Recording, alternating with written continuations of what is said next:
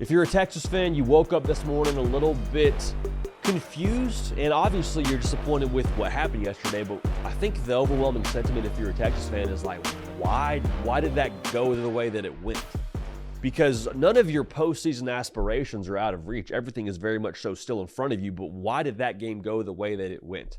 Going to try and make sense of it right now. Make sure you're subscribed right here to the On3 YouTube channel. We talk college football, nothing but college football. We appreciate you being dialed in. Like I said, it's not even so much that the Texas lost the football game. I think it was how they looked in losing that football game that I think would be most frustrating for me if I'm a Texas fan, because you can still win the SEC. You can still win the national championship. Everything's still there. But in this game, I think what disappoints you is the opportunity cost of what comes with this loss. Like what you could have accomplished had you won this game. Because what it would have meant is, okay, pole position in the SEC, staying unbeaten SEC play, a tiebreaker over Bama and over Georgia, also a message to the rest of college football, to the SEC, to recruits across the country watching that game and saying, hey, we are the big dog now in this conference. We're the big dog in this sport. That's the standard in college football. We just took them down.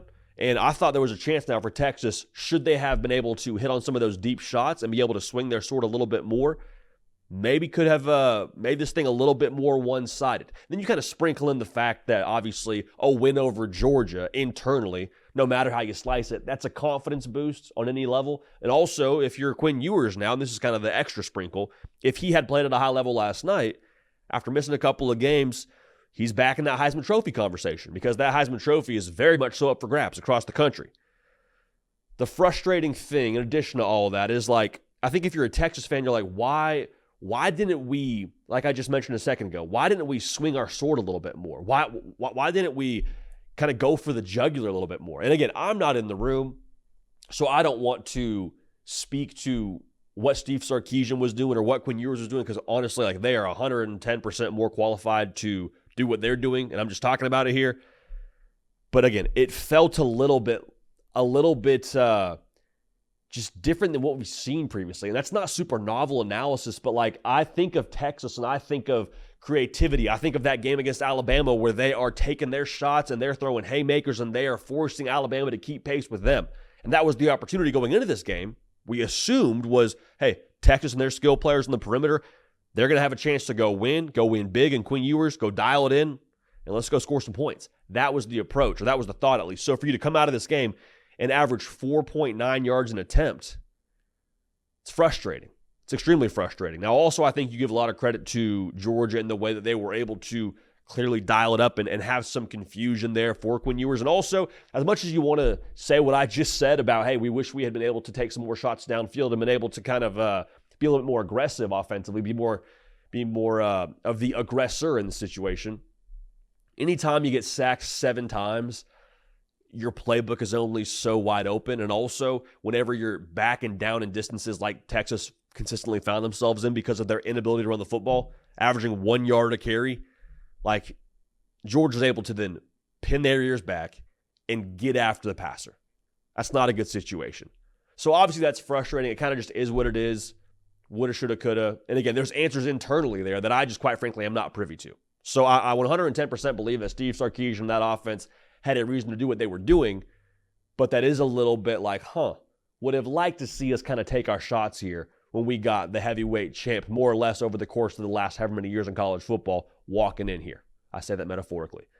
Now, here's the thing that kind of threw me for a loop a little bit. And again, I want to be careful how much I read into this, but putting Arch Manning in the game, and I love Arch Manning. I think Arch Manning is going to be phenomenal for a long time at Texas. Felt a little bit weird to me. And I think Steve Sarkisian, when he was asked about it, explained it very well and made a lot of sense when he explained it. But at the same time, like, I get you want to have a spark for your offense. I get you want to give Quinn a chance to settle down and allow him to kind of reset, and that's all. That's cool. But some part of me was like, hey, this is the adjustment we're making right now in this spot, is to take Quinn Ewers out of the game and go to Arch Manning. And whether it was a temporary move in that moment or whether it was a thing where he's like, hey, we're going to see how he does, and if he balls, like, let's ride the hot hand.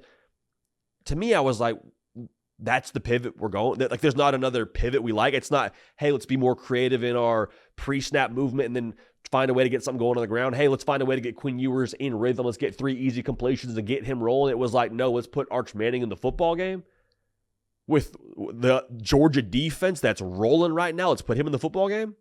Again, Steve Sarkisian, I'll say it, he is 10x more qualified than me to do what he's doing and to make those decisions. So I'm going to go ahead and assume that he knows things that I just do not know about his football program. That's that is 110% true. But you do feel a little bit like, okay, interesting. Would have liked for us to have a few more bullets in the chamber, maybe a little bit more, answers than just let's throw Arch Manning to the wolves here and let him go try and get something done against this Georgia defense. Defensively, man, it's kind of a tale of two sides of the football now. You allowed 30 points, and that is what it is, but, like, you got 3 interceptions. If you told me, and I said this in the Georgia breakdown as well, and that's on the YouTube channel, or you probably just listen to it on podcast if you're listening via podcast on our Sunday Sprint product. If you told me you got 3 interceptions on Carson Beck the Friday before this game, I'd be like, okay, well, then Texas covered the spread and probably beat the brakes off of Georgia. Like, I would have assumed that was the case. And so defensively, I think there's a lot of arguments you can make to say, okay, we played well enough to win in different spots. Now, obviously, you got to play complementary football, and that's just kind of the name of the game. But I don't think if you're looking at the Texas defense, you're hanging your head about what you did yesterday. And it's kind of a two-sided coin because, you allow what you allowed on the ground, and Trevor Etienne goes for 4.5 yards a pop, and, sort of is what it is. But again, I think defensively, there is some confidence to be taken from this game. And offense, like, you just have to give your defense a chance to, capitalize on, offense, you have to maximize and capitalize on the opportunities your defense gives you. That killer instinct, I would have loved to see a little bit more of that from Texas. So, in the 12-team era now, Texas has built themselves a cushion. They could, quite frankly, lose another game, depending on how it looks and who it's to. They could lose another game, and I know you don't want to lose another game, but you could lose another game and still, I believe, make the college football playoff. I don't think you're getting heavily docked.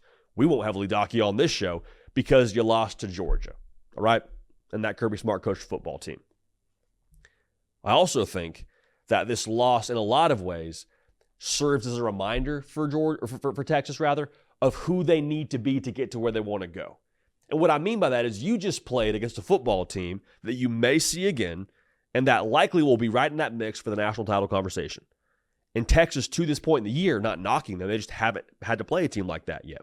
And the win against Michigan was phenomenal, but that wasn't a good measuring stick of what it's going to require to get to where they ultimately want to go. And Texas, I think, after last night, now understands that. And so as much as this is frustrating, this isn't like unvalidating of everything that Steve Sarkisian and this team has done at this point in the year. Like, I don't think anybody should be out there with the take of, Texas, they're fraudulent. Texas, they're not for real. Texas told you they're overrated. Texas, they're not actually that good. They played a good Georgia football team. Didn't make the plays needed to make, and the game went how it went. At the end of the day, like, I think if you played this game 2 more times, there's quite frankly a good chance we get this game at least 1 more time. I wouldn't be surprised if we saw a closer margin, even if Georgia were to win again, or if Texas were to find a way to win. I don't think it's a game that we see go 2 touchdowns to either side if they play this one again. So with that being said, now for Texas, how do you respond? And if we know anything about what Steve Sarkisian has built now internally at Texas, I think they'll respond with tremendous force. I think they'll respond the right way, and I think Quinn Ewers, quite frankly, will respond the right way.